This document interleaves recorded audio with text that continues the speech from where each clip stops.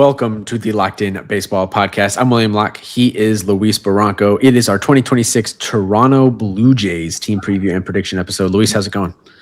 We're in Canada, man. We're in Toronto. I mean, the Canadians don't got much to celebrate right now, in sporting-wise, after their, I'm still going to rub it in the wound after the Canadian hockey team took that L from Jack Hughes and Team USA out a couple weeks ago. The baseball team was just inches away from winning the World Series last year. And, basketball, your best player plays in America, so I don't know. What, Shea? Yeah, all their best player plays in America, Che. Yeah. Well, they had a great, I guess. I actually don't remember their Olympic run a couple years ago. I don't even remember. But yeah, it's been a heartbreaking few months of Canadian sports. I don't follow hockey as closely as you do, but I don't think any of the hockey teams are all that good this year. Oh man, the hockey teams are it's tough, man. After, we're not going to touch the reasons, but I think, if you're into government and politics, after Team USA did a little visit, a lot of the captains for example, the Ottawa Senators captain, the Maple Leafs captain, and then also there's the goalie Hellebuck.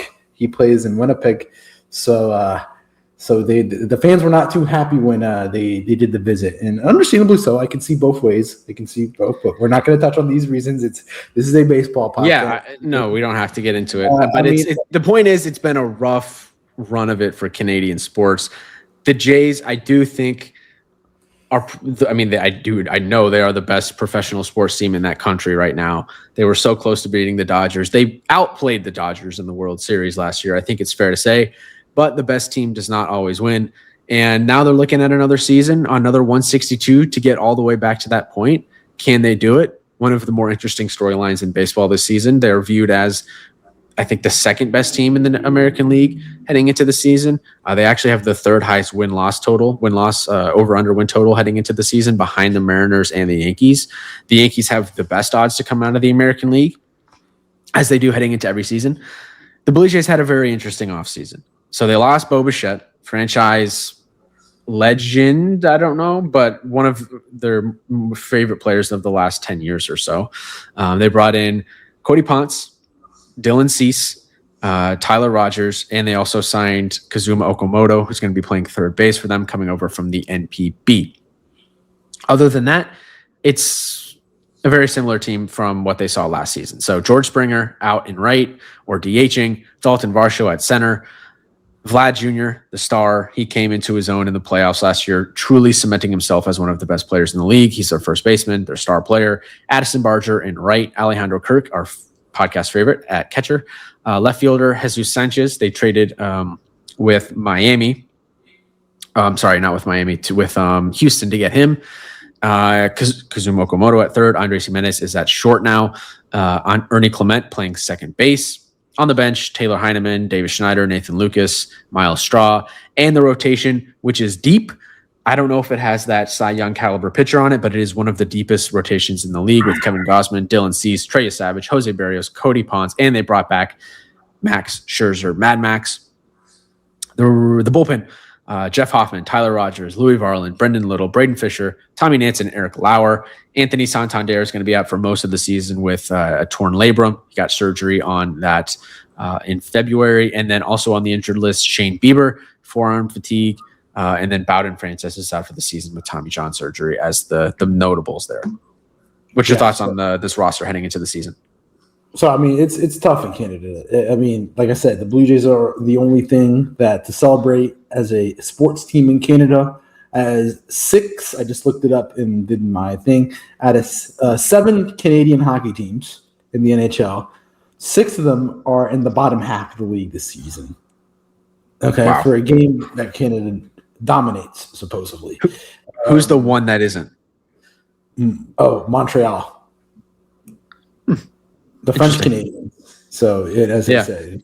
So, regardless, with the Blue Jays team, I think the clear thing is like, look, we were wrong about this team. We'll put our hands up when we're wrong. We were wrong about this team last year, and I'm scared to be wrong with them this year.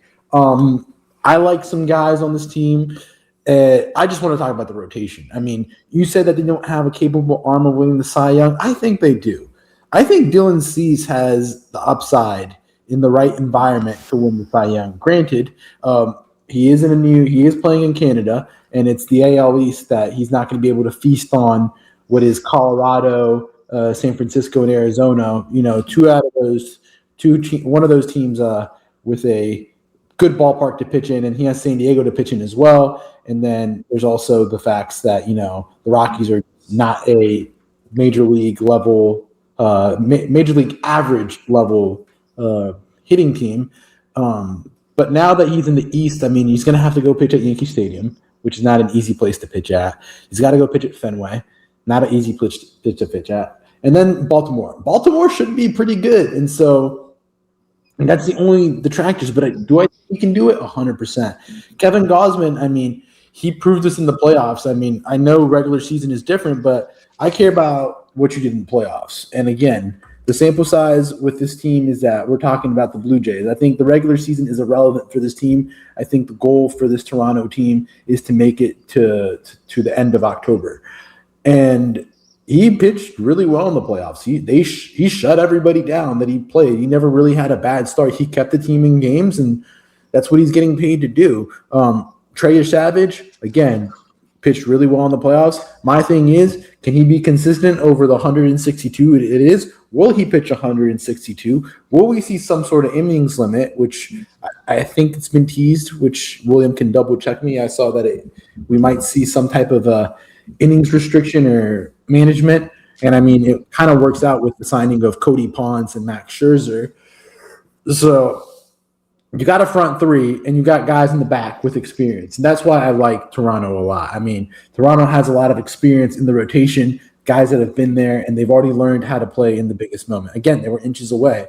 When it comes to the lineup, it's grinders. It's not sexy names that are going to wow you off the page, but it's true MLB ball players with good skills. I mean, Ernie Clement is literally making, his archetype of player. He's making them a bunch of money. We're seeing a lot of teams employ these versatile bat-to-ball skills. Like, Caleb Durbin was a guy that I kind of mirror light version of him in a way to me. He was a guy that made it up to Milwaukee's major league level, and now Boston wants a piece of them.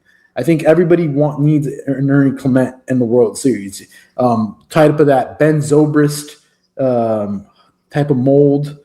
31 hits last year. Tied the playoff record. Broke it or tied. Yeah. He was electric. Those versatile. And I think that's what Toronto really has. It's just the versatility of the lineup. I think that's one of the things.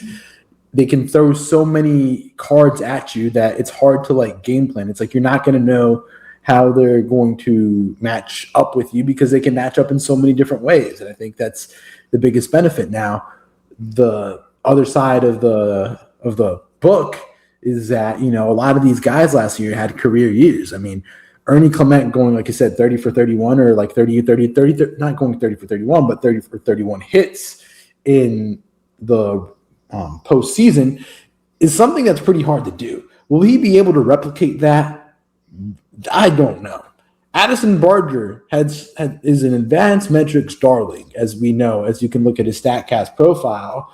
Will he continue those metrics or will he regress? Again, you expect Vladdy Guerrero Jr. to be pretty good, but George Springer, you're 36. I mean, he struggled the year before, made some adjustments, and he was killing the ball at the start of the season. Now, will he be able to keep that up? It's just all very interesting to see how they continue to evolve as a team. I think the other thing that we have to really point out, and I feel that a lot of Blue Jays fans, a lot of MLB media is not pointing out, is the loss of Bo Bichette. Bo Bichette is one of the cornerstone pieces, and people just expect Kazuma Okamoto to just be the player just to like replacement. I don't think so. I think Okamoto is going to be a decent MLB player. He's going to be a good MLB player. But there's just a different thing that Bo Bichette had with the Blue Jays. Coming up through the system, through the minor leagues with them, having relationships with the manager and Vlad Guerrero. I do feel they're going to miss his presence in the clubhouse and what he gave them at the end of the run. Again, not saying Kazuma Okamoto is not going to replicate it. I just feel that there might be some sort of a drop-off in that regard. Losing Bichette was big. I mean, he was a guy having a great year last year. Then he got hurt in September in the Bronx, sliding into home, comes back for the World Series. He was a shortstop all season, was willing to play second base in the World Series and handled that position pretty well. Hit the huge home run in Game 7 to start out the game against Ohtani, where it's like, oh my gosh, the Blue Jays are going to win the World Series. I feel like that is going to be a big loss for them. I'm in on Okamoto. I think he's going to be a good player. I wish the Yankees signed him over the offseason. There's a lot of media attention and that comes with him. And that is going to be, it could be a good thing. It could be a bad thing for this team. I don't know, but just, having a high profile Japanese player like Kazuma Okamoto, we know those guys drive engagement. They drive revenue. So there's going to be a lot of jersey sales with him, which is a good thing for the Blue Jays, but there is another spotlight there added to this team. And they handled the spotlight really well last October. So I don't really think that's much of a story, but it is just something interesting to follow. With Yesavage, he will not have a strict hard innings cap for the season, but he will be managed closely following a 46.1 inning increase in 2025 versus 2024. So he will start in the rotation with potential 3 to 4 innings, inning limits early on, and they might use a 6-man rotation to start the season, which they have the depth to do so. Yesavage is an interesting one, because he was just so good right away in the playoffs, the highest stage. And now you're expecting him, like you said, to do it over the course of a full season. I think so much of his success in the postseason last year was predicated on getting swing and miss on the splitter. I mean, I can't tell you how many times I saw Ben Rice swing and miss on that freaking splitter from the high arm angle. He's got to throw it for strikes more. And, because eventually people are going to stop chasing it with Yesavage. So he is an interesting name to follow this season for sure. What happens with the splitter, and can he throw strikes with it? Because most of the splitters he was throwing in the playoffs were out of the zone and people were just chasing. And I completely agree with that. I mean, gotta work on those secondaries. And I mean, the amount of times you saw in the World Series coverage, the arm slot, just talking about his arm slot and everything is oh my God. I was tired to death hearing about it. And now they got Tyler Rogers, the guy throwing from like basically underhand in the bullpen. They got they have the lowest and the highest arm slot. They're a big arm slot organization, I guess. Well, that's what I'm saying. It's just like with the Blue Jays, it's again versatility. Again, I feel that this team is just very, very versatile in the sense that they have a lot of options on how they can play you. We can get into a slug it out game. We have the sluggers to do it, or we can just play a small ball game and do really well. I think the other thing too, we also don't point out is how good defensively he is. For how versatile they are, they ranked as one of the better defensive teams in the majors. And that travels. They'll be good on defense again this season. Andres Jimenez is nails defensively. He's going to be good at shortstop. Ernie Clement, another good defender. This is going to be a good defensive team. I'm very interested with Springer. You brought him up. Like we thought his career was over heading into next season, and then he just had this resurgent year. Can he do it again? I mean, he's going to turn 37 in this year. Like, let's see it. He was so good in the playoffs. Was banged up. Like, felt like he injured every part of his body. Felt like he was getting hit every other pitch in the playoffs. He's going to have to be big for them because Anthony freaking Santander, whatever, is out for like 6 months. They're saying August is the earliest return. He's on a $92.5 million deal, and he only played 54 games last year. That's quickly becoming one of the worst contracts in baseball. Easily. My thing is like when you look at the Blue Jays is, okay, you have the George Springer thing. Could we make the argument one of the biggest what ifs with Toronto is that if Toronto was fully healthy, not fully, but like a little bit more healthy with Bichette and Springer, could they have beaten the Dodgers? Like we saw what they did. Like I feel like the series would have gone a little bit more differently if they were healthy. And I know that's if Santander was healthy too. I don't consider Santander because Santander, what did he play? 54 games? Yeah, something like that. He was the Simpsons meme. He was literally walking in and then walking back out. Like, so I mean, Springer was banged up. Bichette wasn't 100% in the World Series, but also like everyone's banged up and exhausted at that point in the season. I don't know if it would have made too much of a difference. And Springer was good. Bichette hit that huge home run in Game 7. I don't know. I mean, they were the top-rated fielding and hitting team in 2025. I think the safe bet is like, okay, this team is going to regress a little bit from what they did last year, right? Like it seems like everything worked out for them last year and everything went well. They went 94-68, won the division on the last day of the year, played incredible baseball in the postseason. It's hard to replicate that. We could be living in a world, and World Series hangover is a real thing, like where that was the Blue Jays' chance. My thing, and I think you brought up a couple points about the pitching staff and the batting, and I'm not too concerned because, like we said, the defense is going to travel, the gloves are going to travel, and pitching travels usually. And I feel like what they've done, they've gotten a little deeper in the rotation. So, like, yes, the Shane Bieber injury is big because of who he was and is as a pitcher, but the acquisitions that they have kind of even it out. I mean, Cody Ponce could be that demon that comes over from, I think he was in the KBO. Yeah, he was in the KBO. KBO, yeah. That demon. I mean, Scherzer's going to be able to eat you some innings. But I think the most important thing, and one of the things that I was pretty disappointed with them in the offseason, is that they didn't really get a closer. And I feel like how to close games. I mean, we remember those Jeff Hoffman. I remember him because he was on my fantasy team. But the amount of times that Jeff Hoffman blew saves for the Blue Jays last year, and he blew some, and he blew one in the World Series. I remember he blew Game 7. Yeah, he blew it. He freaking blew it. And so my whole point is that for a team that's so forward thinking and a team that's so proactive in the sense, like, okay, they knew that Bo Bichette was not going to come back at the number that they wanted to, and like, fair enough. If you don't want to give the 3x40 per 40 AAV, that's fine, because $40 million for a guy that for a bat, yes, it's worth it for just the bat. But I mean, we have the other concerns that come with Bichette. I totally agree. They got Okamoto, and we know Okamoto should play a factor in the bat. My next concern is like, why didn't you go put your hat in the ring for a Ryan Helsley? Or I know Edwin Diaz was a little bit higher priced, but why not? Why not go try to get a closer, a bona fide shutdown closer? Because it does feel like when you look at this team on paper, and the batting doesn't really regress too much, and the pitching staff obviously gets better on paper, you just need that closer to shut down the game. Yeah, you look at their numbers last year, stats-wise. First in average, OBP, OPS. The lineup was the strength. Starting rotation, 20th in ERA, 17th in WHIP. Relievers, 16th in ERA, 14th in WHIP. Defense, one of the best defensive teams in the league statistically. It was the offense that carried them. The pitching staff came along in the postseason, but it was all about the offense last year. And now they add Cease, Yesavage for a full season, Cody Ponce, who's a wild card but could be really good. The rotation, I think, is better than it was last season. I think that's fair to say.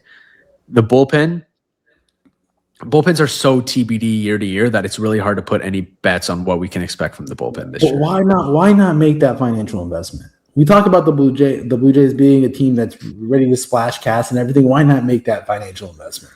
I know, and we talked about it in an episode, I think the offseason recap, like the Blue Jays, the whole narrative on them before last season was they're always the bridesmaid and never the bride. Like they always miss out on these top free agents, Ohtani being the main one. He was on the plane to Toronto, but he actually never was. That whole story. That was kind of the story again this winter. They missed out on Edwin Diaz. They missed out on Bo Bichette. They missed out on Kyle Tucker, 3 top free agents that they were in on. They missed out on all of them. They did get Cease, who some people think is the biggest arm in free agency or was the biggest arm in free agency. I don't know. Remains to be seen. But they were going after Tucker hard for sure. We know that, and they missed out on him. But does Kyle Tucker make this team substantially better? Like, yes, he's a good player. 100% agreed. He does make him better. But does his team's outlook change like completely? Oh yeah, with Kyle Tucker there for sure going to the World Series. I don't think so with that in the AL. That's just my opinion. No, that's fair. And I also we're just talking what ifs. Like Tucker, Toronto just doesn't feel like a good fit. I think LA, Kyle Tucker, much better fit. I see him getting homesick. I think it fits because there's Vladdy and there's other players. No, I think it makes sense in terms of baseball, but in terms of him living in Toronto and Canada, he doesn't strike me as a guy that would want that or like be comfortable with that. You're only living there 81 nights of the year. I know, but you're only there 3.5 months, 4 months out of the year.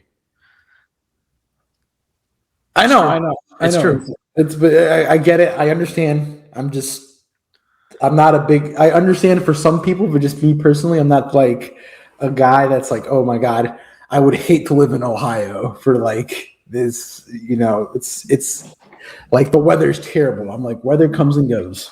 Weather does come and go. Yeah. We do get to wake up. The beautiful thing is we do get to wake up another day. But my thing is, it's just it's just the closer. Jeff Hoffman was 4th in blown saves last year with 7, and he finished 9 and 7. So that's just my thing. I just feel like why not? And I mean, it's a big year for them.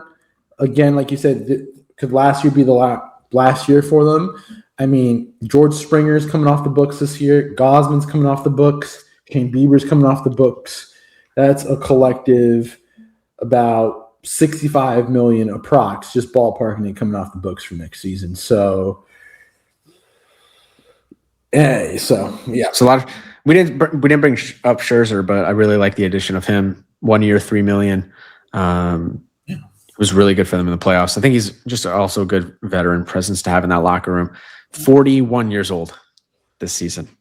Yeah, so we'll see what happens with them. I mean, what's their over-under? 88.5. They were 94 and 68 last year. What are you taking? I'm going to go over. I think this is a 90-win team plus.